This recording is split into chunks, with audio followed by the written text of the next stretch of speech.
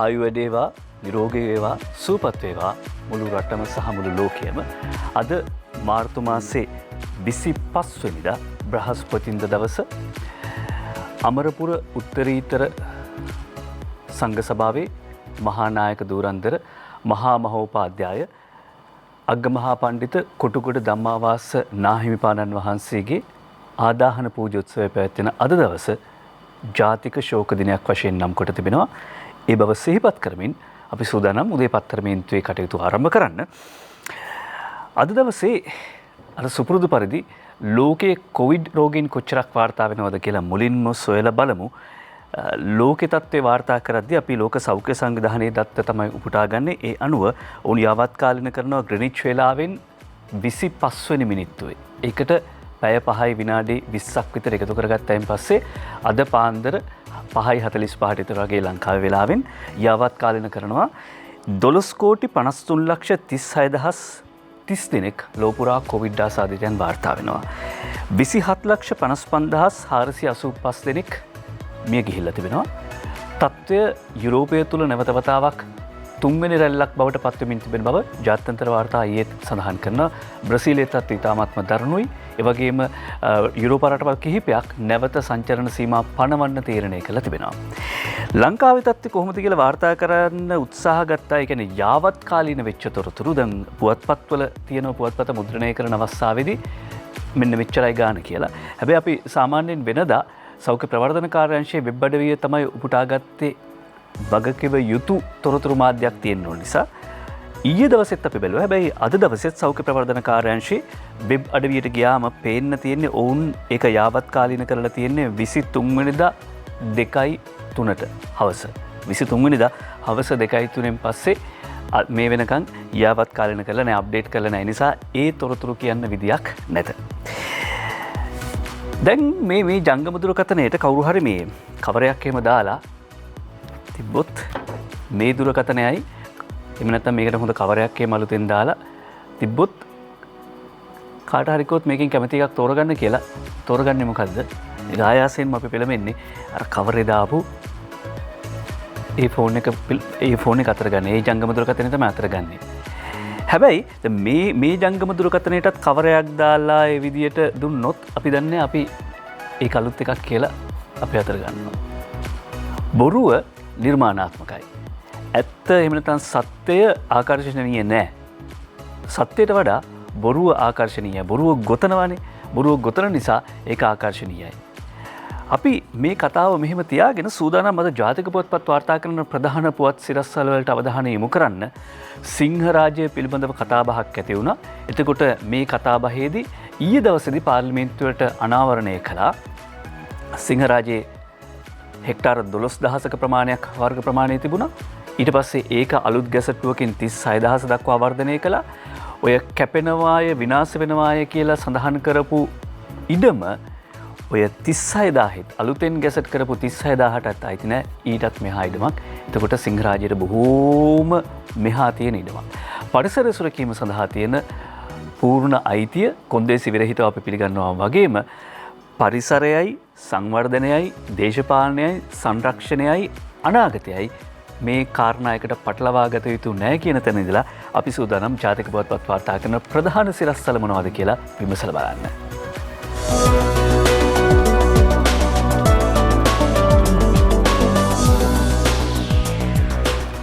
අද පුවත්පතේ ප්‍රධාන සිරස්තලයට යනවා විදෙස් ජාවාරම්කරුවන් පිරිසක් කෝටි 140ක් ලංකාවට එවලා ඉන්දික හේවා විතරණය අද පුවත්පතට මේ පුවත වාර්තා කර සිටින්නේ මේක අමුතුම ආකාරයේ ජාවාරමක්. විදෙස් බැංකු ගිණුම් වෙත අනවසරයෙන් ඇතුළු වී කෝටි ගණනින් මුදල් ශ්‍රී ලංකා බැංකුවලට එවලා අවස්ථා 37කදී පුද්ගලයන් 37 දෙනෙක් අත්අඩංගුවට අරගෙන තිනවා. ඇමරිකාව සහ කැනඩාව මූලික කරගනිමින් මේ ජාවාරම සිදු වී ඇති බව හෙළි වී තිබෙනවා. ඒ කියන්නේ පුවත්පත වාර්තා කරන ආකාරයට මේක විදේශීය ජාවාරම්කරුවන් පිරිසකගේ ක්‍රියාකාරීත්වයේ ප්‍රතිඵලයක්. ඔවුන් එහෙම අනවසරයෙන් ගිණුම් වලට ඇතුළත් වෙලා ඒ සල්ලි අරගෙන ශ්‍රී ලාංකිකයන්ගේ ගිණුම් වලට දානවා. ඊට පස්සේ ශ්‍රී ලංකාවේ උදවිය මොකද කරන්නේ?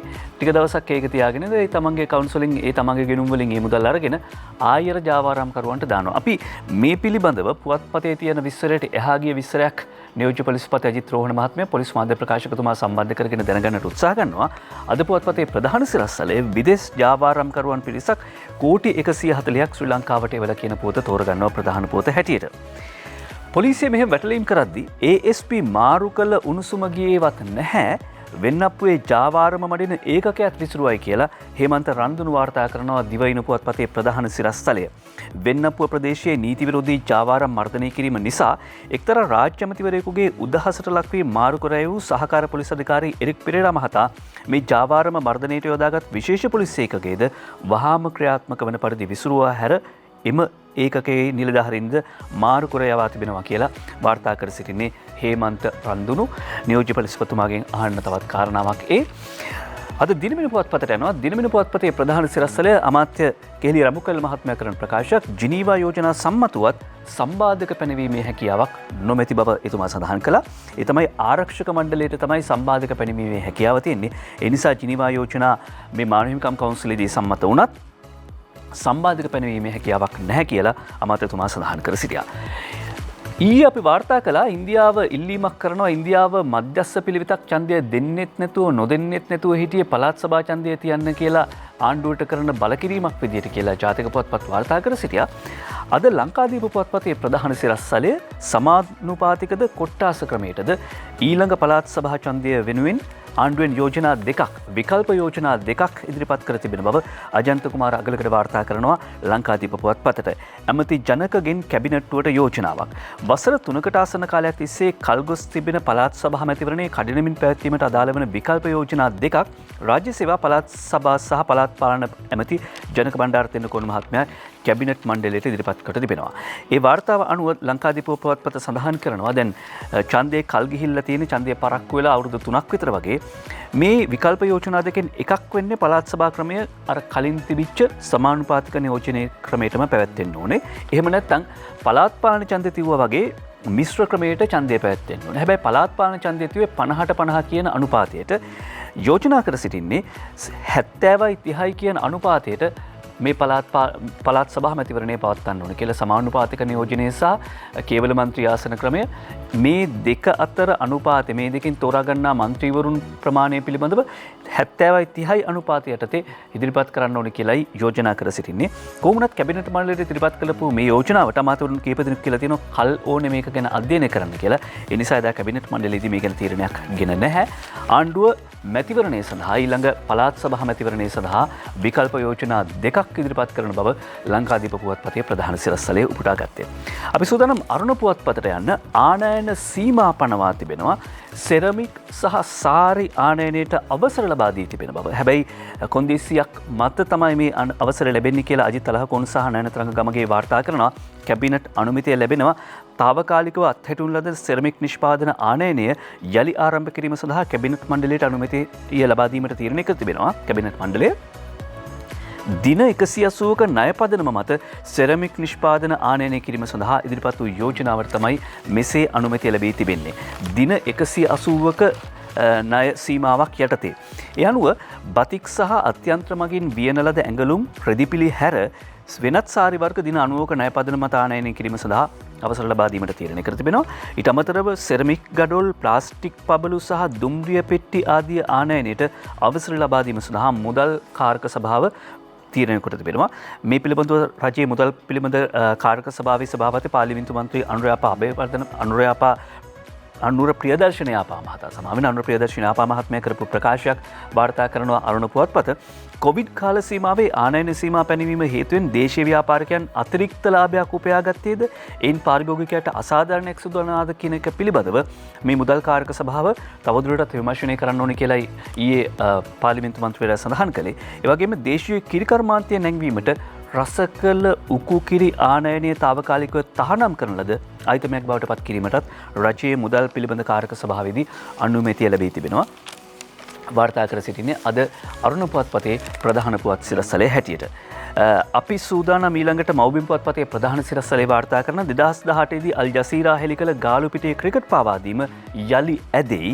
තනතිරුව බාරව සිටි තරංග ඉන්දිකගෙන් සහ ක්‍රිකට් ක්‍රීඩක තරිදු මෙන්ඩිස්ගෙන් පැය 7ක් ප්‍රශ්න කරයි කියලා වාර්තා කර සිටින කීර්ති මෙන්ඩිස් මේ වාර්තාව සඳහන් කරන ආකාරයට 2018 අවුරුද්දේදී ලෝපුරා තරග පාවාදීම් සිද්ධි සම්බන්ධයෙන් රහසිගත අනාවරණය කළ අල් ජසීරා නාලිකාව ඒ සිද්ධිය පිළිබඳව තමයි විශේෂ විමර්ශනය කිරීම සඳහා පොලිස් ඒකකයක්, ඒ කියන්නේ ක්‍රීඩාවල වැරදි වැළැක්වීමේ පොලිස් විමර්ශන ඒකකය නීතිපතිවරයාගේ උපදෙස් ලබාගෙන තමයි මේ ප්‍රශ්න කිරීම සිදු කර තිබෙන්නේ. මේ විමර්ශන ඒකකයේ ප්‍රධානී අධ්‍යක්ෂ පොලිස් අධිකාරී ජගත් ෆොන්සේකා මහත්මයා කිව්වේ මේ දෙන්නගේ සාක්ෂි විමසීම මත මේ දෙන්නගේ සාක්ෂියේ ප්‍රකාශය මත ඉදිරි පියවර තීරණය කරනවා කියලා.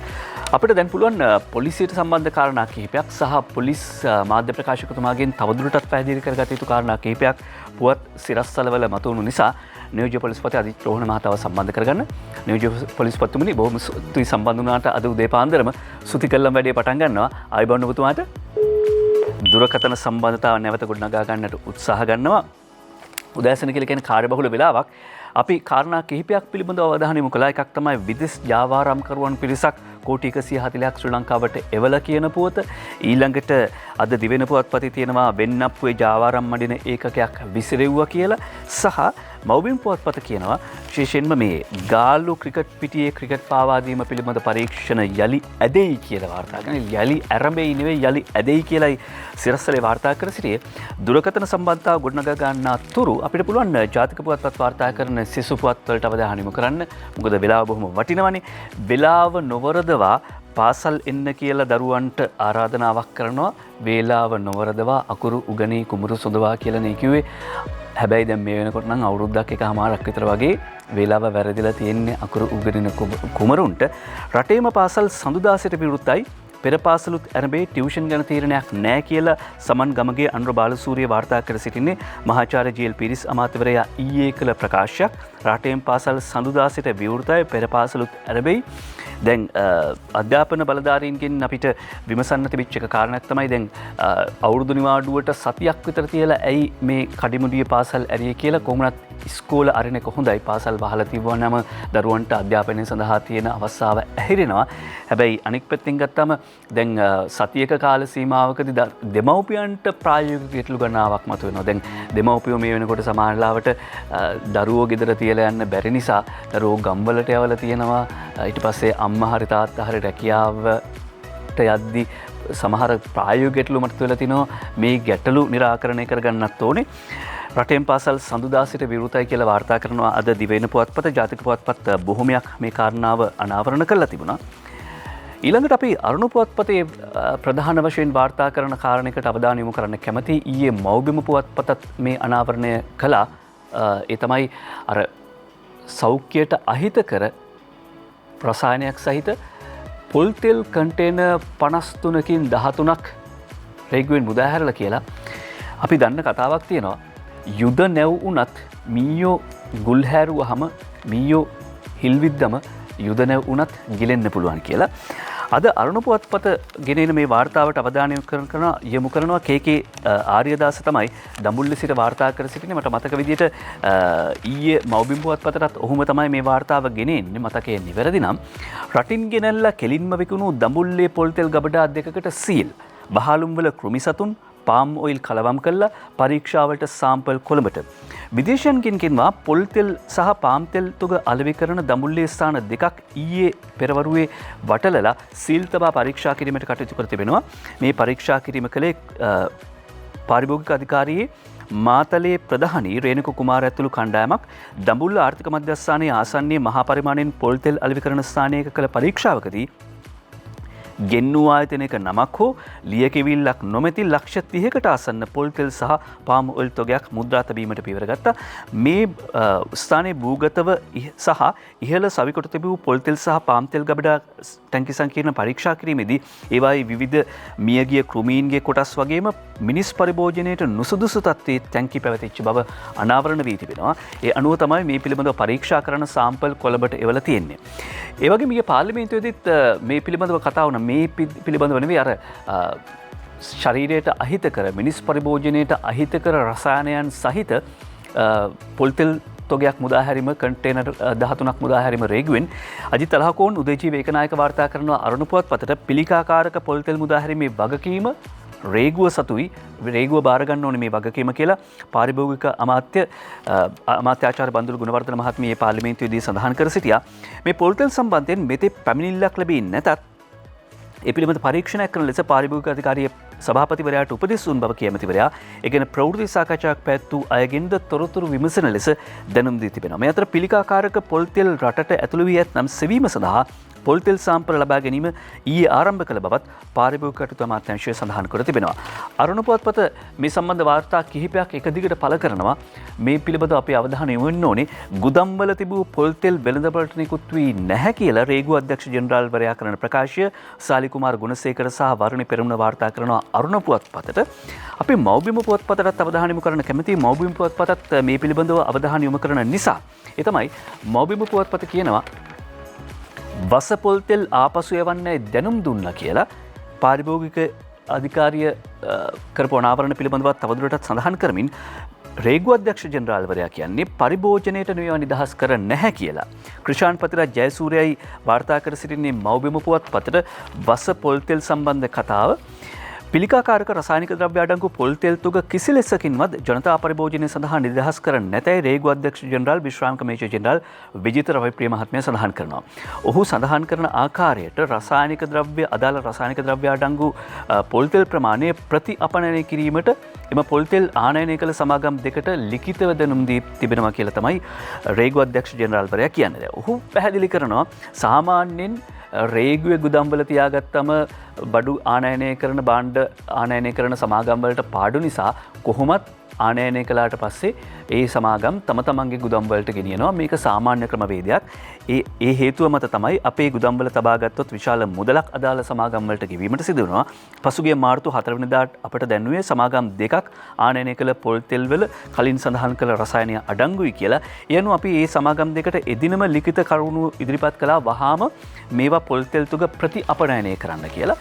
එහෙම රේගුව අධ්‍යක්ෂ ජෙනරාල්වරයා කරන ප්‍රකාශය මෞබිම පුවත්පත එක පැත්තක වාර්තා කරන ක්‍රිෂාන් පතිරත් ජයසූරිය අනිත් පැත්තෙන් ගෙනෙනවා මෙන්න මෙහෙම වාර්තාවකුත් මෞබිම පුවත්පතට මෙට්‍රික් ටොන් 8000ක් ඊයේත් නිදහස් කරගෙන පෙරේදා සිට තමයි මේ පිළිබඳ කතිකාවත එළඹෙන්නේ. කතිකාවත ආරම්භ වෙන්නේ පාරම්පරික පොල්තෙල් නිෂ්පාදකවරුන්ගේ සංගමයේ පෙරේදා කරපු ප්‍රවෘත්ති සාකච්ඡාවකදී තමයි මේ විදිහට අදි පිළිකාකාරක රසායනිකයක් අඩංගු පොල්තෙල් තොගයක් ගෙනල්ලා තියෙනවා. එයින් කන්ටේනර් 53න් 13ක් එළියට දැම්මා කියලා.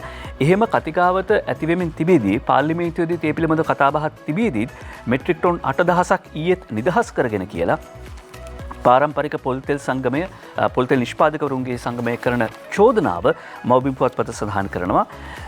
ඒ අනුව මෙන්න මෙහෙමයි ඔවුන් සඳහන් කරන්නේ ඊයේ තවදුරටත් ප්‍රවෘත්ති සාකච්ඡාවක් පවත්වමින් ආදේශක තෙල් බහලු 13ක් පරීක්ෂා කිරීමේදී එම පොල්තෙල් මිනිස් පරිභෝජනයට නුසුදුසු බව හෙළි වී තිබියදී ඊයේ ඒකේ පෙරේදා 23 වෙනිදා රාත්‍රියේදී පරිභෝජනයට නුසුදුසු තවත් පොල්තෙල් මෙට්‍රික් ටොන් 8000ක නැවක් නිදහස් කරගෙන ඇති බව පාරම්පරික පොල්තෙල් නිෂ්පාදකවරුන්ගේ සංගමය චෝදනා කරනවා. පාරම්පරික පොල්තෙල් නිෂ්පාදකවරුන්ගේ සංගමයේ කැඳවුම්කරු බුද්ධිගත සිල්ලා මහත්මියට දක්වමින් මෞබිම පුවත්පත වාර්තා කරනවා ඊයේ රෑ ඒ කියන්නේ පෙරේදා මොකද මේ සිද්ධිය මේ වාර්තා කරන මාධ්‍ය සාකච්ඡාව තියෙන්නේ ඊයේ ඕන් කියනවා ඊයේ රෑ පිරිපහදු නොකරපු පොල්තෙල් මෙට්‍රික් ටොන් 8000ක නැවක් නිදහස් කරලා තිබෙනවා. මේ ආනයන කරු පොල්තෙල් බදු සහන ලබාගෙන තිබෙනවා කියලා. නැවත වතාවක් අරුණ පුවත්පතට අපි අවධානය යොමු කළොත් අරුණ පුවත්පත කියන කාරණාව අපි සඳහන් කරන්න කැමති. එතනදී ගුදම්බල තිබූ පොල්තෙල් කියලා මේ සිරස්තලෙන් සඳහන් කරන්නේ ගුදම්බල තිබූ පොල්තෙල් වෙළඳපොළට නිකුත් වී නැහැ. රේගුව අධ්‍යක්ෂ ජෙනරාල්වරයා කරන ප්‍රකාශය සාලි කුමාර ගුණසේකර සහ වරුණි පෙරමුණ වාර්තා කරනවානේ. දැන් අර සාම්ප්‍රදායික පොල්තෙල් නිෂ්පාදකවරුන්ගේ පාරම්පරික පොල්තෙල් නිෂ්පාදකවරුන්ගේ සංගමයක් කියනවා ඊයේත් මෙට්‍රික් ටොන් 8000ක් නිදහස් කරගෙන තියෙනවා කියලා. අර අරුණ පුවත්පත ගෙනෙන වාර්තාවේ තවදුරටත් කියනවා මේ පොල්තෙල් සාම්පල ප්‍රමිති ආයතනය මගින් පරීක්ෂාවට ලක් කරන ලදී. එම ආයතනයේ සභාපති නුෂාඩ් පෙරේරා මහතා කියා සිටියේ එම තෙල් තොගේ සාම්පල ප්‍රමිති ආයතනය මගින් පරීක්ෂා කිරීමේදී ඇෆ්ලටොක්සින් නැමැති රසායනිකය අඩංගු නැති බව තහවුරු වූ බවයි. ඒ අනුව ප්‍රමිති ආයතනයේ රේගුවට දැනුම් දී ඇත්තේ එම තෙල් තොගය නිදහස් කළ හැකි බවටය කියලා අරුණ පුවත්පත වාර්තා කර සිටිනවා. පොලිස් මාධ්‍ය ප්‍රකාශක නියෝජ්‍ය පොලිස්පති අජිත් රෝහණ මහතාව දුරකථනයෙන් සම්බන්ධ කරගන්නට සම්බන්ධතාව බිඳවැටෙන උනත් නැවත වතාවක් පුළුවන් අපිට සම්බන්ධතාව ගොඩනගා ගන්නට. නියෝජ්‍ය පොලිස්පතිතුමනි සුබෝදෑසනක් ඔබතුමාට. ඔව් කාරණා කිහිපයක් තියෙනවා ජාතික පුවත්පත් ප්‍රධාන සිරස්වල අතරේ වාර්තා කරන විශේෂයෙන්ම අපූර්ව එහෙම නැත්නම් අරුම ජාවාරමක් ගැන කියවෙනවා කෝටි ගණනින් මුදල් අපේ ගිණුම් වලට එනවා ඊට පස්සේ සති ඒ කියන්නේ දවස් කිහිපයකට පස්සේ ආයෙ නැවත වතාවක් ජාවාරම්කරුවන්ට මුදල් දාන්න ඕනේ මොකද්ද මේ ජාවාරම ඔබතුමාගේ ප්‍රකාශයක් උපුටා දක්වමින් තමයි අද පුවත්පත් ප්‍රධාන සිරස්වලේ වාර්තා කරන්නේ.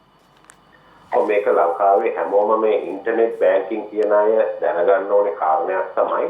දැන් ඔබ දන්නවා උදාහරණයක් හැටියට අපි අන්තර්ජාලය හරහා ගනුදෙනු කරනකොට යම් බැංකුවක අපිට ගිණුමක් තියෙනවා නම් ඒකට තියෙනවා නමක්. ඒ කියන්නේ user identity එක කියලා. එතකොට ඒ නම ගහලා ඊට පස්සේ මුරපදේ නැත්නම් password එක ගහපුවම අපේ ගිණුමට පිවිසෙන්න පුළුවන්. එහෙම පිවිසුනහම අපේ ගිණුමෙන් සල්ලි ඕනෑම තව account එකකට යවන්න පුළුවන්, bill ගෙවන්න පුළුවන්, ඒව කරන්න පුළුවන්. මේක කරලා තියෙන්නේ විශේෂයෙන්ම ඇමරිකාවේ එක්සත් ජනපදයේ ඉන්න ශ්‍රී ලාංකිකයෝ කියලා අපි විශ්වාස කරනවා. ඔවුන් කරන්නේ අර ගිණුම් වලට අනවසරයෙන් පිවිසෙනවා. කොහොම හරි password එකයි ඒ user name එකයි හොයාගෙන පිවිසිලා ඊට පස්සේ ඒ account වලින් සල්ලි transfer කරනවා ලංකාවේ අයගේ ගිණුම් වලට. අපි හිතමු දැන් එහෙ තියෙන්නේ ඩොලර් වලින්. ඉතින් එතකොට ඩොලර් ඒ 10000ක් විතර ට්‍රාන්ස්ෆර් කරාම මෙහි ලොකු ගාණක්. දැන් මේ විදිහට තමයි මේ 1,76,00,000ක් ට්‍රාන්ස්ෆර් කරලා තියෙන්නේ. මීට ඉස්සෙල්ලත් එහෙමයි. එහෙම මෙහාට ගිණුමට ට්‍රාන්ස්ෆර් කරාට පස්සේ නැවත මෙහි ඉන්න එක්කෙනාට යම් මුදලක් දෙනවා. ලක්ෂ 25ක් 30ක් දෙනවා. ඉතුරු මුදල් ටික ආපහු ඇමරිකාවට යවනවා. එතකොට එහෙ ඉන්න අයට මේ මුදල් ලැබෙන්නේ ලංකාවෙන් එවපු මුදල් විදියට. නමුත් අර account එක අයිති නියම ගිණුම හිමියා ඔහු හැම වෙලෙම චෙක් කරන්නේ නැහැනේ account එකේ balance එක නැත්තම් ශේෂය කොච්චරද කියලා. ඒගොල්ලෝ චෙක් කරන වෙලාවක තමයි අහුවෙන්නේ තමුගේ ගිණුමේ මෙච්චර අඩුයි කියලා. එතකොට තමයි දැනගන්නේ ඒ ගිණුමට අනවසරයෙන් පිවිසලා. ඉතින් මේ ආකාරයට රුපියල් කෝටි 140ක මුදලක් ලංකාවට එවලා තියෙනවා විටින් විට විවිධ පුද්ගලයන්ගේ ගිණුම් වලට. CID එකට පැමිණිලි ලැබිලා තියෙනවා අපරාධ පරීක්ෂණ දෙපාර්තමේන්තුවට. දැන් ඒව ගැන විමර්ශනය කරගෙන ගිහිල්ලා තමයි මේ පුද්ගලයා අත්අඩංගුවට ගත්තේ. 36 දෙනෙක් අත්අඩංගුවටගෙන තියෙනවා පහුගිය අවුරුද්දේ අප්‍රේල් 20 ඉඳලා මේ දක්වා කාලය තුල.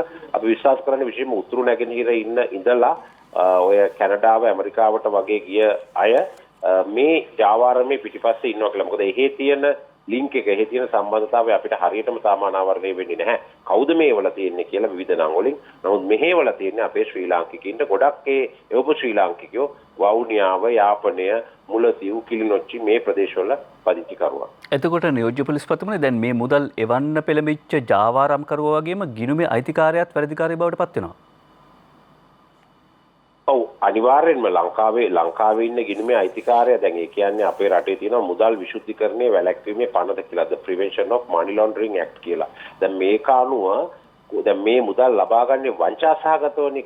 හොරකමකින්, වංචාවකින්, කුඩු විකුණලා, කසිප්පු විකුණලා, එහෙම නැත්නම් අල්ලසකින් ලබාගත් මුදල් සුදු කරලා ආපහු යවනවා නම් ඒකට තමයි කියන්නේ මුදල් විශුද්ධිකරණය කියලා. දැන් මෙතන කරන්නේ වංචාවෙන් ලබාගත් මුදල් ලංකාවට එවලා ලංකාවේ මිනිහට ගාණක් දීලා ආපහු සුදු කරලා එහෙ අයට කියනවා මේ අපි ඉපදිච්ච රටේ ඉඳලා අපිට සල්ලි එවලා තියෙනවා කියලා අපි ඒගොල්ලන්ගේ account වලින් ඒවා withdraw කරගන්නවා. හැබැයි එහෙදි withdraw කරන්න ගියොත් ඒගොල්ලෝ අහු වෙනවනේ. එතකොට ඒක තමයි මේක කරන්නේ. ඉතින් ඇත්තටම මේ ගිණුම් හිමියත් වර්ධකට වර්ධකාරයෙක් වෙනවා. ඔව් දිනමින පුවත්පතෙත් වාර්තා කරනවා ගිණුම් වලට හොරෙන් ඇතුළු වී කෝටි 1.5ක් බැර කරගත් වවුනියාවේ තරුණයෙක් කොටු වෙයි කියලා රක්ෂණ ප්‍රියන්තය වාර්තා කර සිටින්නේ. මේක තවත් වැරද්දක් එහෙම නැත්නම් මේක තවත් ප්‍රශ්නයක් මේ. එහෙම නේද නියෝජ්‍ය පොලිස්පතිතුමනි? ඔව් අනිවාර්යයෙන්ම දැන් අපි මේකෙදි බලන්න ඕනේ හැම වෙලේම අපේ ගිණුමේ ශේෂය දැන් ඉන්ටර්නෙට් බැංකින් තියන අය කියන්නේ දැන් අපි හැමෝටම ඉන්ටර්නෙට් බැංකින් නැහැ.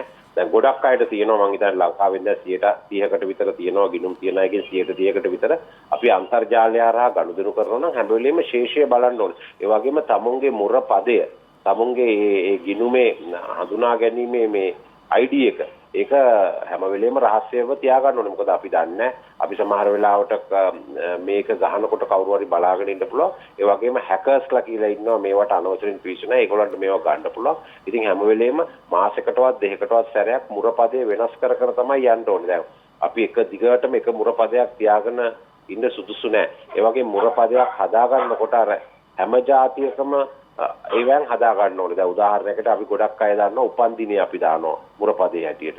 එහෙම අන්න ඒ වගේ දේවල් කරනවා. එහෙම නැතුව ඉංග්‍රීසි කැපිටල් සිම්පල් ලකුණු දාලා ඉලක්කම් ටිකක් දාලා අර තව යට තියෙනවා සිත් තියෙනවා කොමා තියෙනවා ඇට් එක තියෙනවා ඔන්න ඔය වගේ දේවල් දාලා මුරපද හදා ගන්න ඕනේ. එහෙම නැති වුණොත් මෙවැනි තත්ත්වයක් ඇති වෙන්න පුළුවන්. ඔව්. නියෝජ්‍ය පොලිස්පතිමනි දිවයින පුවත්පත වාර්තා කරනවා එරික් පෙරේරා ASP මහත්තයාගේ ස්ථානමාරුවක් ලබා දෙනවා. හේතුව තමයි වෙන්නපුව ප්‍රදේශයේ නීති විරෝධී ජාවාරම් මර්ධනය කිරීම නිසා දේශපාලන බලපෑමක් එල්ල වුණා කියලා. මේ පොලිස් ඒකකයක් විසිරුවා හැර තිබෙනවා. නිලධාරීන් වෙන තැන් වලට මාරු කළ යවලා තියෙනවා කියලා හේමන්ත රන්දුනි වාර්තා කර සිටින්නේ. කෙලින්ම ඔබතුමාට ප්‍රශ්න යොමු කරනවා මේ සිරස්තලයේම ප්‍රශ්නයක් විදියට ඔබතුමාට යොමු කරනවා.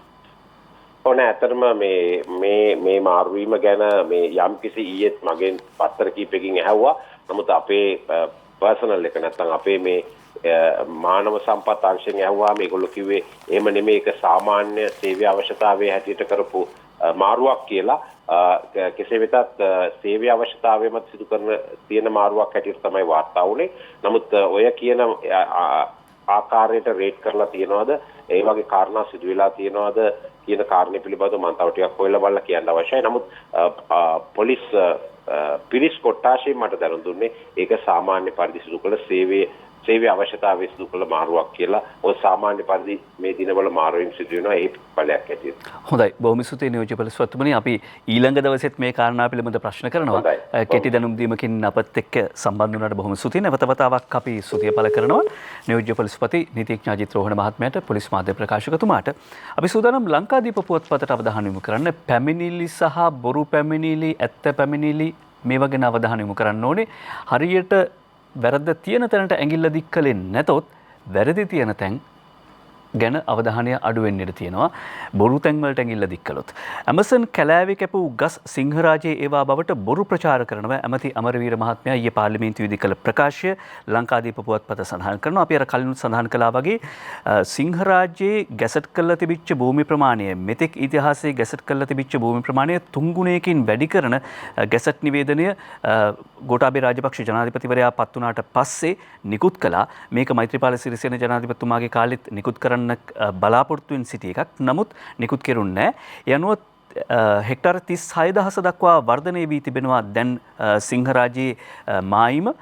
එහෙම තියෙද්දිත් චෝදනා එල්ල කරන්නේ කැලෑ කපනවා කියලා. කැලෑ වැඩි කරනවා තත්ත්වයකදී කැලෑ වැඩි කරන පරිසරයකදී කැලෑ කපනවා කියලා චෝදනා කිරීම අසාධාරණයි කියලායි අමාත්‍යවරයා සඳහන් කරේ. හුස්ම ගන්න ඉඩ දෙන්න සජබයින් විරෝධතාවක් කියලා අද ලංකාදීප පුවත්පත ඡායාරූපයක් සහිත වාර්තා කරනවා. ඡායාරූපේ වාර්තා කරන ශාන්ත රත්නායක ලංකාදීප පුවත්පතට රට පුරා සිදු වුණ බව කියන වන සංහාරයට එරෙහිව හුස්ම ගන්න ඉඩ දෙන්න යන තේමාවෙන් සමගි ජන බලවේගයේ සංවිධානය කළ විරෝධතාවක් විපක්ෂ නායක සජිත් ප්‍රේමදාස මහත්මයාගේ සහභාගීත්වයෙන් සහ පාර්ලිමේන්තු මන්ත්‍රීවරුන් සිවිල් සංවිධාන නියෝජිතයන් ඇතුළු පිරිසකගේ සහභාගීත්වයෙන් පැවැත්වුණා. ආදිවාසීන් ඇවිල්ලා කිරිකුරහ ශාන්ති කර්මයකුත් පැවැත්වුණා කියලායි ඡායාරූප වාර්තාව අනුව අපට පැහැදිලි වෙන්නේ. දැන් මෙහෙම කියද්දි විපක්ෂය මේ වෙනකොට ඒ කියන්නේ 3න් 2ක ශක්තිමත් ආණ්ඩුවක් තියෙනවා. විපක්ෂ මන්ත්‍රීවරුන් ප්‍රමාණය අඩුයි. විපක්ෂය මන්ත්‍රීවරු ගානෙන් පාර්ලිමේන්තුවේ උද්ඝෝෂණ කරන්න ගියොත් පාර්ලිමේන්තුවේ විරෝධතා දක්වන්න ගියොත් හඬ මතුවෙන්නේ නැහැ. ඒ නිසා ඔවුන් විවිධ උපක්‍රමශීලී ක්‍රමවේද ක්‍රියාත්මක කරන බව තමයි මේ ඡායාරූප දිහා බැලුවම පේන්නේ. ඇත්තටම වන විනාශයක් වෙනවද? වෙනව නම් මොකද කරන්න කියලා විමල් වීරවංශ අමාත්‍යවරයා කරන ප්‍රකාශය අද මව්බිම් පුවත්පත වාර්තා කරනවා. ඇත්තටම කැලෑ කපනවා නම් කාටත් කලින් ඊට විරුද්ධ වෙන්නේ අපි. නිපුණි ඒකනායක වාර්තා කර සිටින්නේ මව්බිම් පුවත්පතට. මේ කෑ ගහන අය කරන්නේ පරිසරය ආරක්ෂා කිරීම නොවේ. මේ කෑ ගහන අය කරන්නේ පරිසර ආරක්ෂා කිරීම නොවේ. පරිසරය සහ සංවර්ධනයේ තුලනාත්මක ආකාරයෙන් පවත්වාගෙන යාමේ අභියෝගය තමයි අපේ ඉදිරියේ පවතින්නේ. දැන් මේ අයට පේනවා රටේ සංවර්ධනයක් වෙන හැටි. ඒක අපි අඩාල කරන්න ඕනේ. අඩාල කරන්න නම් කැලෑ කපනෝ කියලා විලාප දෙන්න ඕනේ. සමහර රූපවාහිනී නාලිකා තිබෙනවා හැමදාම කුමන හෝ කැලෑවක් කපනවා කියලා බොරුවක් පෙන්නනවා. අපි කවුරුත් ඒ පෙරදුණු බංකොලොත් දේශපාලන කල්ලිවල බොරු අවලාද වලට රැවටිය යුතු නැහැ කියලා අමාත්‍ය විමල් වීරවංශ මහත්මයා කරන ප්‍රකාශය මව්බිම් පුවත්පත සඳහන් කරනවා. බංකොලොත් දේශපාලන කල්ලි වලට අවලාද වලට රැවටිය යුතු නැහැ. ලැම්බෝගිනි රත්තරන් අශ්වය පච අවලාද මේ මෙහෙයුමේ දෙවන අදියර අරඹලා කියලායි අමාත්‍යවරයා චෝදනා කර සිටින්නේ. එතනදී ගෝඨාභය තමයි මේ රටේ ඉන්න හොඳම පරිසරවේදියා කියලා අමාත්‍ය එස්.එම්. චන්ද්‍රසේන මහත්මයා කරන ප්‍රකාශයත් මව්බිම් පුවත්පත උපුටා දක්වනවා.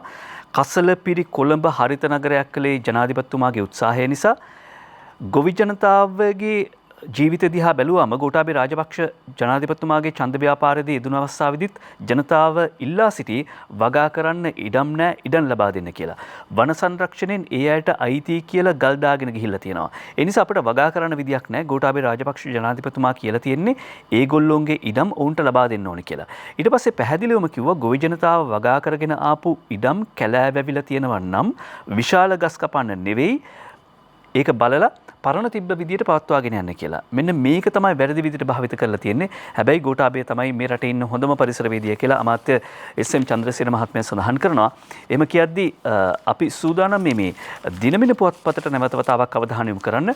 දිනමින පුවත්පත කරන ප්‍රකාශයක් තියෙනවා. දිනමින පුවත්පතට අවධානය යොමු කරද්දී එක්සත් ජාතික පක්ෂයේ හිටපු පාර්ලිමේන්තු මන්ත්‍රී මහාචාර්ය ආශු මාරසිංහ මහත්මයා කියනවා වන විනාශයට වැට නොබැදීම විශාල ප්‍රශ්නයක්. කොතනක හරි වන විනාශයක් කරනවා නම් එක්ක ග්‍රාම සේවකවරු එහෙම නැත්නම් ප්‍රාදේශීය ලේකම්වරු කැලෑ කපන්න අවසර දීලා තියෙනවා නම් බලපත්‍ර දීලා තියෙනවා නම් අල්ල ගන්න ඕනේ. අපිත් කියන්නේ ඒක තමයි වන විනාශයට වැට නොබැදීම විශාල ප්‍රශ්නයක් කියලා දිනමින පුවත්පත ප්‍රකාශ කර සිටින්නේ.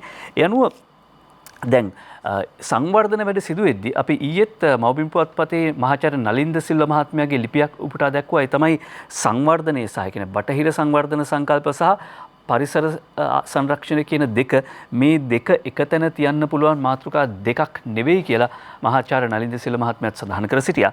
ඒ අනුව දැන් කොහොමද සංවර්ධන කටයුතු කරන්නේ? රජයේ සංවර්ධන කටයුතු කරනවා නම් පරිසරයට අවම බලපෑමක් වෙන විදියට කරගෙන යාම තමයි අභියෝගය. එහෙම නැත්නම් ඒක තමයි කළ යුත්තේ. එහෙම නැතුව ගහක් කපන්න නැතුව පස් පෙරලන්න නැතුව සංවර්ධනයක් කරන්න පුළුවන්ද?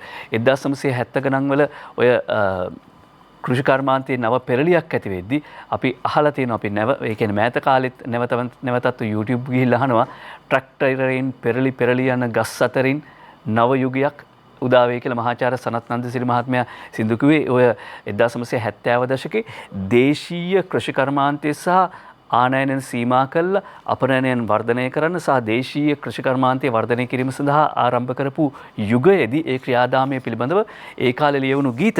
ඒ ගීතවලත් කියවුණු ට්‍රැක්ටරයෙන් පෙරලි යන පස් අතරින් නව යුගයක් උදා වෙනවා කියලා. හැබැයි පරිසරයට අවම බලපෑමක් වන විදියට සංවර්ධනය කිරීම තමයි අභියෝගයෙන් නැවතත් අපි ඒ කාරණාව අවධාරණය කරනවා. එතනදී මව්බිම් පුවත්පතට නැවත වතාවක් අවධානය යොමු කරනවා. මව්බිම් පුවත්පතේ මුල් පිටුවට යනවා. මව්බිම් පුවත්පතේ මුල් පිටුවේදී ජනාධිපති ගෝඨාභය රාජපක්ෂ මහත්මයා කරන ප්‍රකාශයක් අද උපුටා දක්වන්න කැමතියි. ඒ තමයි සංවර්ධන ව්‍යාපෘති කරගෙන යන්න ඕනේ. හැබැයි සංවර්ධන ව්‍යාපෘති කිරීමේදී චක්‍රලේඛවලට සීමා වෙන්න එපා. ජනතා අවශ්‍යතා ඉටු කිරීමේදී චක්‍රලේඛවලට සීමා වෙන්න එපා. ජනාධිපති ගෝඨාභය රාජපක්ෂ මහත්මයා ආණ්ඩුකාරවරුන්ට සහ දිස්ත්‍රික් ලේකම්වරුන්ට උපදෙස් ලබා දුන් බව ක්‍රිෂාන් පතිරත් ජයසූරිය සඳහන් කර සිටිනවා. දැනට නතර වෙලා තියෙන සියලු සංවර්ධන ව්‍යාපෘති කඩිනමින් ආරම්භ කරන්න. මොකද අපි මේ ඇතැම් සංවර්ධන ව්‍යාපෘති සඳහා විදේශ ණය අරගෙන තියෙනවා. ඒ ණය වාරික ගෙවනවා. හැබැයි ඒ සංවර්ධනයේ ප්‍රතිලාභේ ව්‍යාපෘති ඉවර කරගෙන නැති නිසා ඒක ප්‍රතිලාභ ජනතාවට ලැබෙන්නේ නැහැ. එහෙනම් ණය ගෙවන එකේ තේරුම මොකක්ද? ඒ නිසා මේ නතර කරලා තිබෙනවා නම් එනහිට තිබෙනවා නම් සංවර්ධන ව්‍යාපෘති ඒවා කඩිනමින් ආරම්භ කරන්න කියලා ජනාධිපති ගෝඨාභය රාජපක්ෂ මහත්මිය උපදෙස් දෙනවා. අද ද මෝර්නිං පුවත්පතත් සඳහන් කරනවා සෙන්ට්‍රල් එක්ස්ප්‍රස්වේ ප්‍රොජෙක්ට් එක පිළිබඳව මධ්‍යම අධිවේගී මාර්ගය පිළිබඳව මීරිගම කුරුණෑගල සෙක්ෂන් ඕපන් බයි මේ මීරිගම සහ කුරුණෑගල කොටස මැයි මාසයේ විවෘත කිරීමට නියමිත බව සඳහන් කර සිටිනවා. දිනිතා රත්නායක තමයි මේ වාර්තාව ගෙන එන්නේ.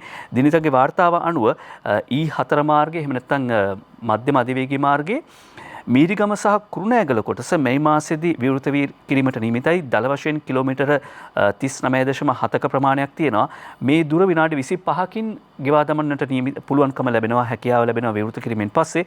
විශේෂයෙන්ම නුවර කුරුණෑගල සහ දඹුල්ල කියන ප්‍රදේශවලට ගමන් ගන්නා උදවියට මේ වාසිය සැලසෙනවා.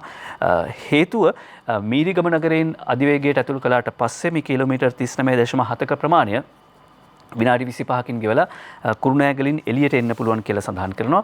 සංවර්ධන ව්‍යාපෘති නතර වෙලා තියෙනවා නම් අතරමඟ ඒවා කඩිනමින් ක්‍රියාත්මක කරන්න කියලායි ජනාධිපතිතුමාත් උපදෙස් ලබා දෙන්නේ. මව්බිම් පුවත්පත වාර්තා කරන පුවතට තව ඌණපූර්ණයක් සලසනවා අද මෝර්නිං පුවත්පතේ ඒ වාර්තාව. ඊට පස්සේ අපි දිනමින පුවත්පතට අවධානය යොමු කරන්න කැමති නැවත වතාවක් දිනමින පුවත්පත සඳහන් කරනවා ජනතා විමුක්ති පෙරමුණේ නායක අනුර කුමාර දිසානායක මහත්මයා කරන ප්‍රකාශයක් දේශපාලන පරිගැනීම් කොමිසමට එරෙහිව අනුර පෙත්සමක් අනුකුමාර දිසානායක මන්ත්‍රීවරයා පෙත්සමක් ඉදිරිපත් කරමින් ඊයේ අධිකරණ සංකීර්ණයේ උපරිමාධිකරණ සංකීර්ණය ඉදිරියේදී මාධ්‍ය හමුවේ දක්වපු අදහස් දිනමින පුවත්පත වාර්තා කරනවා. දේශපාලන දඩයමක් කරන්න, ආණ්ඩුක්‍රම ව්‍යවස්ථාව උල්ලංඝනය කරන්න නීතිය Tamanගේ අතට ගන්න ඉඩ දෙන්නේ නැහැ කොමිසම් වලට. ඒ නිසා දේශපාලන පරිගැනීම් කොමිසමට එරෙහිව අනුකුමාර දිසානායක මන්ත්‍රීවරයා පෙත්සමක් ඉදිරිපත් කර තිබෙන බව අද දිනමින පුවත්පත වාර්තා කරනවා. ජාතික පුවත්පත් බොහොමයක මේ කාරණාව සඳහන් කර තිබෙනවා. ඊට පස්සේ අපි සූදානම් දිනමින පුවත්පතේම තවත් පුවත් කිහිපයකට අවධානය යොමු කරන්න. යහපාලන ආණ්ඩුවට ලොකු ලුණු ආනයනට කෝටි 5840ක් ගිහින් කියලා අමාත්‍ය ආචාර්ය බන්දුරු ගුණවර්ධන මහත්මයා පාර්ලිමේන්තුවේදී සඳහන් කළා. යහපාලන ආණ්ඩුවට ලොකු ලුණු ආනයනට විතරක් කෝටි 5840ක් ගිහිල්ලා. එතකොට මේ මුදල ඉතුරු කරගන්න නම් සමහරලාට වැඩිපුර වගා කරන්න ඕනේ, අලුතින් බිම්බල වගා කරන්න ඕනේ. එතකොට පරිසර සංවේදී කලාප අත්හැරලා වගා කිරීමේ වැදගත්කමත් අපි අවධාරණය කරන්න ඕනේ. හැබැයි වගාව සඳහා ලබා දෙන භූමි ප්‍රමාණය වැඩි කිරීමේ අවශ්‍යතාව තියෙනවා. අද වගා සංග්‍රාමයක් කරමිනවා. ඒ තමයි පුරන් කුඹුරු ඇස්සැද්දීමේ ජාතික ව්‍යාපාරය ආරම්භ වෙනවා. අද දවසේදී ගම්පහ දිස්ත්‍රික්කයේ දොම්පේ චන්දබල ප්‍රදේශයේදී තමයි මේ ආරම්භ වෙන්නේ. අපි සූදානම් ඊළඟට ලංකාදීප පුවත්පතට අවධානය යොමු කරන්න. ලංකාදීප පුවත්පත මැතිවරණ පිළිබඳව තමයි අද දවසේදී ප්‍රධාන සිරස්වලත් වාර්තා කරේ එළඹෙන පළාත් සභා මැතිවරණය පිළිබඳව. එළඹෙන පළාත් සභා මැතිවරණයට පූර්වගාමීව ලංකාදීප පුවත්පත වාර්තා කරනවා ආගමික වාර්ගික ලෙස නම් කරන දේශපාලන පක්ෂවලට ලියාපදිංචියක් දෙන්නේ නැහැ කියලා මැතිවරණ කොමිසම කරන ප්‍රකාශය. ආගමික පදනමකින් ඒ කියන්නේ මොන හරි දේශපාලන පක්ෂයක් ලියාපදිංචි කරනවා නම් මොන හරි ආගමක නමකින් එහෙම නැත්නම් ජන වර්ගයක නමකින් ඒකට ඉදිරියේදී ඉඩකඩ ලබා දෙන්නේ නැහැ කියලා මැතිවරණ කොමිසම කරන ප්‍රකාශය ලංකාදීප පුවත්පත වාර්තා කරනවා. ඊට පස්සේ ලංකාදීප පුවත්පතෙන් පස්සේ අපි අවධානය යොමු කරන්නේ තවදුරටත් ලංකාදීප පුවත්පතේ තවත් කාරණාවක් තියෙනවා. ඒ තමයි මේ ලක්ෂ 35ක කුඩුවෙක් අම්පාරෙන් ඇල්ලූ පොලිස් රාළහාමි රිමාන්ඩ් කියලා. එහෙම ගත්තම ලංකාදීප පුවත්පතේ ප්‍රධාන සිරස්තල කිහිපයම අපි ඔන්න වාර්තා කළා. ඊළඟට අපි සූදානම් අවධානය යොමු කරන්න දිවයින පුවත්පතට. දිවයින පුවත්පත අරගත්තම දිවයින පුවත්පතේ තියෙනවා කොමිසමේ තීරණයට අනුර උසාවියයි කියන පුවත වාර්තා කරනවා. AJA අබේනායකයි වාර්තා කර සිටින්නේ. දිනමින පුවත්පතත් මේ වාර්තාව වාර්තා කරපු අන්දම අපි පුටා දැක්වුවා. ඊට පස්සේ අපි සූදානම් අරුණ පුවත්පතට යන්න. මේ ජාවාරම් පිළිබඳව සඳහන් කරාට පස්සේ දැන් වකුගඩු ජාවාරම් පිළිබඳව මීට කලින් අපි ඉන්දියාවෙන් තමයි ඇහුවේ. ඉන්දියාවේ මේ විදිහට ජාවාරම් මිනිස් අවයව ජාවාරම ජයට සිදු කරනවා කියලා. කොළඹ පෞද්ගලික රෝහල් කිහිපයකත් ඉන්දිය ජාතිකයන් යොදාගෙන වකුගඩු ජාවාරමක් කරනවා කියලා ඉෂා රත්නකාර වාර්තා කරනවා. ඇතැම් ජාවාරමුන් මැරිලා. සංචාරක වීසා මගින් මෙරටට පැමිණෙන ඉන්දිය ජාතිකයන් යොදාගෙන කරන නීති විරෝධී වකුගඩු බද්ධ කිරීමේ හා පරිත්‍යාග කිරීම සම්බන්ධයෙන් විශේෂ පරීක්ෂණයක් පවත්වන බව පොලිසිය අධිකරණයට දන්වා තිබෙනවා ඊයේ දවසේදී. ඒ අනුව මේ වාර්තා කර සිටින කාරණාව ගැන රටේ පුරවැසියන් විදිහට අවධානය යොමු කරන්න ඕනේ. ඒ වගේම වෛද්‍ය වෘත්තිකයන් අවධානය යොමු කරන්න ඕනේ. හේතුව මේක වෛද්‍ය ආචාර ධර්ම පිළිබඳව ප්‍රශ්නයක්. හේතුව මේ විදිහට මිනිස් ජාවාරම් වලට පෞද්ගලික රෝහල් වලට තවදුරටත් ඉඩකඩ ලබා දෙනවද? කොළඹ පිහිටි ප්‍රධාන පෙළේ පෞද්ගලික රෝහල් කිහිපයකදී අදාළ නීති විරෝධී වකුගඩු බද්ධ කිරීම කර ඇති බවට අනාවරණ වී තිබෙන බවත් එවැනි වකුගඩු බද්ධ කරන ලද පුද්ගලයන් සොයා විමර්ශන පවත්වන බවත් පොලිසිය අධිකරණය වෙත දන්වා තිබෙනවා. මෙලෙස නීති විරෝධී ආකාරයෙන් වකුගඩු බද්ධ කිරීම වලට භාජනය කිරීමේදී රෝගී වූ කාන්තාවන් දෙදෙනෙකු මිය ගොස් ඇති අතර ඒ පිළිබඳ විමර්ශන කිරීම සඳහාද පොලිසිය අධිකරණයේ අවසර ලබා තිබෙනවා. ඒ පිළිබඳ වාර්තා කරනවා අද අරුණ පුවත්පත.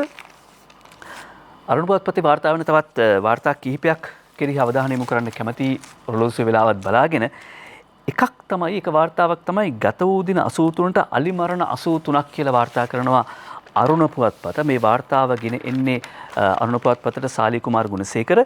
ජනවාරි මාසයේ සිට මේ දක්වා දින 83ට අලි මරණ 83ක් සිදු වෙලා තිබෙන බව වනජීවී හා වන සංරක්ෂණ අමාත්‍යාංශයේ ලේකම් සෝමරත්න විදානපතර මහත්මයා සඳහන් කරනවා. එතුමා වනජීවී හා වන සංරක්ෂණ දෙපාර්තමේන්තුවට අලුතෙන්පත් වෙච්ච අමාත්‍යාංශයට අලුතෙන්පත් වෙච්ච ලේකම්තුමා මීට කලින් ගාල්ලේ මහදිසාපත්තුමා විදිහට හිටියේ දිස්ත්‍රික් ලේකම්තුමා විදිහට. දැන් අමාත්‍යාංශයට ආපු ගමන් මෙතුමා කරන ප්‍රකාශයක් ගත වූ දින 83ට අලි මරණ 83ක්. හැබැයි මෙහිදී වනජීවී රාජ්‍ය අමාත්‍යාංශ ලේකම් මේජර් ජෙනරල් පාරිත ප්‍රනාන්දු මහත්මයා කියා සිටිනවා රටේ අලිගහන එක ගත්තම දැන් 2020 අවුරුද්දේ මුල් මාස 3ටත් අලි 76ක් මිය ගිහිල්ලා තියෙනවා. දැන් අවුරුද්දකට සමස්ත වශයෙන් සිදුවෙන මරණ ගාන ගත්තම අලි මරණ ගාන ගත්තම මේ දින 83ට අලි මරණ 83ක් කියන ප්‍රතිශතය වැඩිවීමක් එහෙම නෙවෙයි. ඒ වාර්තාකරණයේ තමයි විශේෂතාව තියෙන්නේ. හැබැයි අලිමරණ සිදුවෙන එක අපි අනුමත කරනවවත් එහෙම නැත්නම් ඒක මේ අඩුයිනේ ගණන් ගන්න නොතකා හැරිය යුතු ගාණක් එහෙම නැත්නම් නිග්ලිජිබල් කියලා කියනවා නෙවෙයි. නොතකා හැරිය යුත්තක් කියලා කියනවා නෙවෙයි. මේ ගත වූ දින 83ට අලිමරණ 83ක් කියන එක ඒ වැඩිවීමක් නෙවෙයි කියලායි ලිපිය මගින් තවදුරටත් සඳහන් කර සිටින්නේ. වසරකට සිදුවන අලිමරණ සාමාන්‍ය ගත්තාම මේ සාමාන්‍ය තත්ත්වයක් කියලායි පුවත්පතේ වාර්තාවත් දෙවන වතාවට සඳහන් කරද්දී තවදුරටත් කියවා බලද්දී අනාවරණ වෙන්නේ. ඊට පස්සේ අරුණ පුවත්පත මුල් පිටුවේ සඳහන් කරන තවත් කාරණා කිහිපයක් විශේෂයෙන් අවධානයට ලක් කරන්න ඕනේ. කොරෝනා ද්විත්ව විකෘති ප්‍රභේදයක් ඉන්දියාවෙන් හමු වී තිබෙන බව ඊයේ නව ආසාදිතයන් 47262ක් ඉන්දියාවෙන් හඳුනාගෙන තිබෙනවා. ආමිර් ඛාන්ටත් කොරෝනා වෛරසය ආසාදනය වී ඇති බව විදේශ වාර්තා සඳහන් කර තිබෙනවා. ඉන්දියාවේ ද්විත්ව විකෘති ප්‍රභේදයක් හඳුනාගෙන තිබෙනවා කොරෝනා ප්‍රභේදයක්. ඒත් එක්කම අරුණ පුවත්පත මේ තවත් ග්‍රැෆික් ඡායාරූපයක් නැත්නම් ග්‍රැෆික් නිර්මාණයක් ග්‍රැෆික් ඡායාරූප කියන වචනේ වැරදීනේ. මසකට සිදුවන මරණ ඔවුන් විශ්ලේෂණය කරන පෙන්වනවා ග්‍රැෆික් නිර්මාණයක් මගින් මසකට සිදුවන මරණවලින් 1800ක් සිදුවෙන්නේ දුම්පානයෙන්, 1100ක් පිළිකාවලින්, 210ක් වකුගඩු වලින්, 140ක් රියානුතුරු වලින්, 130ක් කෝවිඩ් වලින්, අලි ප්‍රහාර වලින් 25ක්, ඩෙන්ගු වලින් මරණ 3ක්. මාසයකට සිදුවන මරණ ප්‍රමාණය. ඉතින් අපි කොහොමද අත් දෙක බැඳගෙන බලාගෙන ඉන්නේ කියලා අරුණ පුවත්පතේ මේ ග්‍රැෆික් නිර්මාණය දුටුවාම හිතෙනවා. රියානුතුරු වලින් මාසයකට ජීවිත 140ක් අහිමි වෙනවා. සිගරට් නිසා මාසයකට 1800ක් ජීවිත අහිමි වෙනවා. එතකොට ඒ සිගරට් එක හදන්නේ මොනවයින්ද කියන එක අදාළ නැහැ. සිගරට් වලින් දුම්පානයෙන් මිය යන ප්‍රමාණය ජීවිත අහිමි වෙන ප්‍රමාණය මාසයකට 1800ක් කියලායි අරුණ පුවත්පත අපිට පෙන්වා දෙන්නේ. අරුණ පුවත්පතේ තවදුරටත් වාර්තා කරන කාරණා කිහිපයක් සඳහන් කරනවා. ඒ තමයි පාස්කු ප්‍රහාරයේ පිටුපස සිටි මහාචාර්ය අල්ලන්න වරෙන්තු ඉල්ලයි කියලා වාර්තා කර සිටිනවා අරුණ පුවත්පත. ඡායාරූපයක් සහිතව මේ වාර්තා කරන්නේ අරුණ පුවත්පත. මේ ඡායාරූපයේ සිටින්නේ දැනට චෝදනාවට ලක්ව සිටින ඕස්ට්‍රේලියාවේ පදිංචිව සිටින ශ්‍රී ලාංකික සම්භාවයක් සහිත මහාචාර්ය ලුක්මාන් තාලිබ්. ඔහු සහ ඔහුගේ පුතා ලුක්මාන් තාලිබ් අහමඩ් පාසුක ප්‍රහාරයට සම්බන්ධ බවට අනාවරණ වී තිබෙනවා. ශ්‍රී ලාංකික සම්භාවයක් සහිත ඕස්ට්‍රේලියානු මහාචාර්යවරයා සහ ඔහුගේ පුතුට එරෙහිව ජාත්‍යන්තර රතු වරෙන්තු ලබා ගැනීම සඳහා වරෙන්තු නිකුත් කරන්න කියලා පොලිසිය අධිකරණයේ සහාය පැතුවා. මේ පුද්ගලයා ශ්‍රී ලංකාවේ කැලණිය ප්‍රදේශයේ පදිංචිව සිටි පුද්ගලයෙක් බව හඳුනාගෙන තිබෙනවායි කියලායි සඳහන් කරන්නේ. ඉදිරි වසර 5 ඇතුළත නවබදු පැනවීමක් නැහැ කියන අරුණ පුවත්පතේ පුවත තෝරගන්නවා. වැට් ආදායම් බදු ස්ථාවරයි. ජනාධිපති ලේකම් ආචාර්ය පී.බී. ජයසුන්දර මහත්මිය කර ප්‍රකාශයක් නයනතරංග ගමගේ වාර්තා කරන්නේ ඉදිරි වසර 5ක කාලයේදී පවතින බදු ක්‍රමය ස්ථාවරව පවත්වාගෙන යන බවත් වැට් බද්ද 8% පවතිනු ඇති බවත් ජනාධිපති ලේකම්වරයා සඳහන් කොට තිබෙනවා. වාර්තා කරන්නේ අද අරුණ පුවත්පත. බදු ගැන කිව්වම නඩු ගැන කිව්වම මෙන්න ලංකාදීප පුවත්පත වාර්තා කරනවා අපූර්ව පුවතක්. මකුලෑවේ ලේකම්ගේ අනුර තමයි වාර්තා කර සිටින්නේ. නඩුවක් සම්මතයකට පත් කරන රුපියල් 5000ක මාරුකාසිගෙන විත්තිකරු කූඩුවට. ඊට පස්සේ බිරිය පැය කීපයකට පස්සේ නෝට්ටුවක් දී සැමියා බේරා ගනී. නඩුවක් සමත වීමට මාරුකාසි වලින් පිර වූ මල්ලක් ගෙන විත්තිකරුවෙකු අධිකරණයට අපහාස කිරීමක් සේ සලකා නඩුව සමත වීමට ගෙවිය යුතු රුපියල් 5000 නැවත මාරු කරගෙන එක් විත්තිකරු උසාවි සිරමැදිරියක රඳවා තැබීමට තමුත්තේගම මහේස්ත්‍රාත් රමිලා නදීශානි මහත්මිය ඊයේ නියෝග කළා කියලා වාර්තා කර සිටිනවා. නඩුවක් සමතයකට පත් කරන්න සිල්ලර කාසි මාරු කාසි ගෙන විත්තිකරු ආයි නෝට්ටුවක් අරගෙන එනකන් කාසි මාරු කරන් එනකන් කූඩුවේ හිටියා කියලායි වාර්තා කරන්නේ. රයිගම් ටෙලි සම්මාන උළෙල ජූලි මාසයේ 3 වෙනිදා පැවැත්වෙනවා. හොමාගම ප්‍රියන්ත ජයලත් වාර්තා කරන වාර්තාවක් ලංකාදීප පුවත්පතෙන් තෝරගන්නවා. ටෙලි නිර්මාණ නැගීම සඳහා පවත්වනු ලබන 17 වන රයිගම් ටෙලි සම්මාන උළෙල ජූලි 3 වෙනිදා කොළඹ නෙළුම් පොකුණ මහින්ද රාජපක්ෂ රඟහලදී පැවැත්වෙනවා. එහිදී නව සම්මාන 3ක් සමග සමාන 60ක් පිරිනමන බව කින්ඩම් ඔෆ් රයිගම් ආයතනයේ සභාපති ආචාර්ය රවි ලේග්නේගේ මහත්මයා ප්‍රවෘත්ති සාකච්ඡාවකදී සඳහන් කළා. මේ ප්‍රවෘත්ති සාකච්ඡාවට අදහස් දැක්වීම සඳහා බුද්ධදාස ගලප්පත්ති විනිසුරු මඩුලේ සභාපතිවරයාත් එවැගේම රයිගම් සමාගමේ කළමනාකාර අධ්‍යක්ෂ ක්‍රිෂාන්ත් තියඩෝ මහත්මයාත් සහභාගී වුණා කියලා ඡායාරූප වාර්තාව තවදුරටත් විස්තර කරනවා. මේ සම්මාන උළෙලට සමගාමීව පැවැත්වෙන නිර්දේශ නම් සඳහා පැවැත්වෙන සම්මාන උළෙල ජූලි මාසයේ 4 වෙනිදා කොළඹ ශැංග්‍රීලා හෝටලයේදී පවත්වන බවත් ආචාර්ය රවි ලියනගේ මහත්මයා සඳහන් කළා. මොකද මේ නිර්දේශිත නම් ප්‍රකාශ කිරීම උත්සවාකාරයෙන් සිදු කිරීමේ සම්ප්‍රදාය ලංකාවේ සම්මාන උළෙල සම්ප්‍රදායට අලුතෙන් හඳුන්වා දුන්නේ රයිගම් ටෙලි සම්මානුලෙල. රයිගම් ටෙලි සම්මානුලෙල 3 වෙනිදා නිර්දේශිත නාම පිළිබඳව අනාවරණ කිරීමේ උළෙල ජූලි මාසයේ 4 වෙනිදා පැවැත්වෙනවා කියලා සඳහන් කරද්දී අද ජාතික පුවත්පත් සියල්ලම ප්‍රධාන පුවත් සිරස්වල අතරේ වගේම විශේෂයෙන්ම පිටු පුරා ශෝකය පළ කරමින් අමරපුර මහානිකායේ තෙදවත් කළ කොටුගොඩ මහානාහිමියන් පිළිබඳව ලිපි පළ කොට තිබෙනවා. අපි තෝරගන්නවා ලංකාදීප පුවත්පත නිකුත් කරන විශේෂ ලිපි අතිරේකය අග්ගමහා පණ්ඩිත මහාචාර්ය කොටපිටියේ රාහුල අනුනාහිමිපාණන් වහන්සේ ලිපියක් ලියමින් සඳහන් කරනවා අමරපුර මහානිකායේ තෙදවත් කළ කොටුගොඩ මහානාහිමි කොටුගොඩ මහානාහිමි අපවත් වීම ලොවට පාඩුවක් රාමඤ්ඤනිකායේ ශෝක පණිවිඩයක් නිකුත් කරමින් පවසා තිබෙනවා. ජනාධිපති ගෝඨාභය රාජපක්ෂ මහත්මයා අග්‍රාමාත්‍යවරයා විපක්ෂ නායකවරයා කරපු ශෝක ප්‍රකාශත් ජාතික පුවත්පත් සියල්ලම වගේ පළ වී තිබෙනවා. විශේෂයෙන්ම දිනමින පුවත්පත, දිවෙන පුවත්පත කොටුගොඩ මහානාහිමියන්ගේ වගකීම උන්වහන්සේ කිසි අවස්ථාවක පැහැර හැරියේ නැහැ කියලා ජනාධිපති ගෝඨාභය රාජපක්ෂ මහත්මයා ශෝක ප්‍රකාශය පළ කරමින් සඳහන් කළා. සසුන්කිත ශෝභමාන කළ කොටුගොඩින් පහළ වූ ධර්මාවාසය අමරපුර පාර්ශ්වීය අධිකරණ සංඝනායක දොඩන්දුවේ සිරිකර හිමියන් ලියන ලිපිය අවධානය කරන්න කැමති විශේෂයෙන්ම මහාචාර්ය අගලකඩ සිරිසුමන ස්වාමින් වහන්සේ කරන ලිපිය එහෙම නැත්නම් ඒ කරන රචනාව තෝරගන්නවා. කොටුගොඩ මහානාහිමියන්ගේ නූතන ධර්ම සංනිවේදකයන් වන අපිවත් ආකර්ෂණය කරපු අපිටත් බොහෝ දේ ඉගෙන ගන්න තිබිච්ච කොටුගොඩ මහානාහිමියන්ගේ නූතන ධර්ම සංනිවේදනයේ විශේෂතා මහාචාර්ය අගලකඩ සිරිසුමන කොළඹ විශ්වවිද්‍යාලයේ ජ්‍යෙෂ්ඨ මහාචාර්ය ස්වාමිපාදයන් වහන්සේ සඳහන් කර සිටිනවා. ශ්‍රී ලංකාවේ ධර්ම සංනිවේදන ක්‍රියාවලිය තුළ කොටුගොඩ මහාහිමියන් අනන්‍ය වූ සුවිශේෂ සම්ප්‍රදායක් විය. එම සම්ප්‍රදාය නූතන ධර්මදේශකයන්ට මහත්සේ පරමාදර්ශ සපයයි. මූලික වශයෙන් කරුණු 10ක් ඔස්සේ එය විග්‍රහ කළ හැකියි කියලා මහාචාර්ය අගලකඩ සිරිසුමන ස්වාමින් වහන්සේ මේ ලිපියෙන් පෙන්වා දෙනවා. එකක් තමයි සූත්‍ර දේශනා සහ අටුවා නිවැරදි භාවිත කිරීම. කරුණාවෙන් දහම් දෙසීම. ඒ කියන්නේ කරුණාවෙන් දහම් දෙසීම, මෛත්‍රියෙන් දහම් දෙසීම මිසක් ඇඟට අරගෙන තරහින් ධර්ම දේශනා කිරීම නෙවෙයි. තැනට සුදුසු අනුශාසනාව. ජනමාධ්‍ය වීරයෙකු නොවීම. මේක ඉතාමත්ම වැදගත්. ජනමාධ්‍ය වීරයෙකු නොවීම. උන්වහන්සේ කෙතරම් විචිත්‍ර ධර්ම කතිකයන්න් වහන්සේ නමක් වුණත් ජනමාධ්‍ය වීරයෙක් බවට පත්වීමට උන්වහන්සේ කටයුතු නොකළ බව අගලකඩ සිරිසුමන හාමුදුරුවෝ පෙන්වා දෙනවා. ශබ්ද මාධුර්ය, ඒකාකාරී ගලා යෑම, කාල කළමනාකරණය, ශ්‍රාවක ආකර්ෂණ කුසලතාව, සිත් නොරිදවීම, ඉන්ද්‍රිය සංවරය, දේශපාලන සමාජයේ ඉතිහාස ඥානය, දේශපාලන සමාජයේ ඉතිහාස ඥානය තිබුණු නිසාම උන්වහන්සේ කිසිම දේශපාලන වේදිකාවක දුටු වෙන්නේ නැහැ.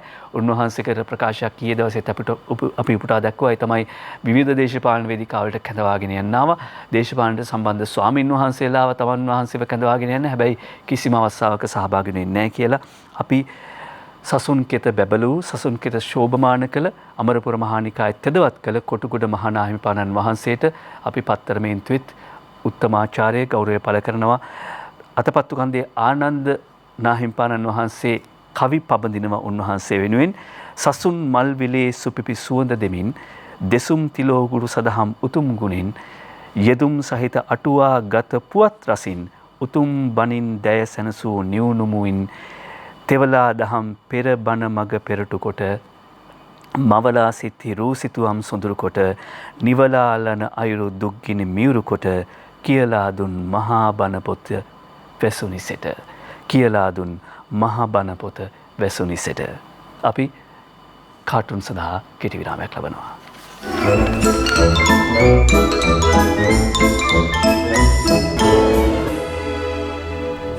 අංජනගේ කාටුනේ තෝරගන්නවා. දිනමින පුවත්පතෙන් තමයි තෝරගන්නේ.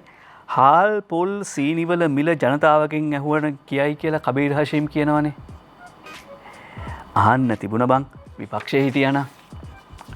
ශ්‍රීකාන්තගේ ශ්‍රී විදුපතත් අපි තෝරගන්නේ දිනමින පුවත්පතෙන්ම තමයි. ඡන්ද ලක්ෂ 70ක් හොයන හැටි රනිල් දන්නවා කියන්නේ. මොකද රනිල් වික්‍රමසිංහ මහත්මයා කරපු ප්‍රකාශයක් අද ජාතික පුවත්පත්වලත් තිබුණා.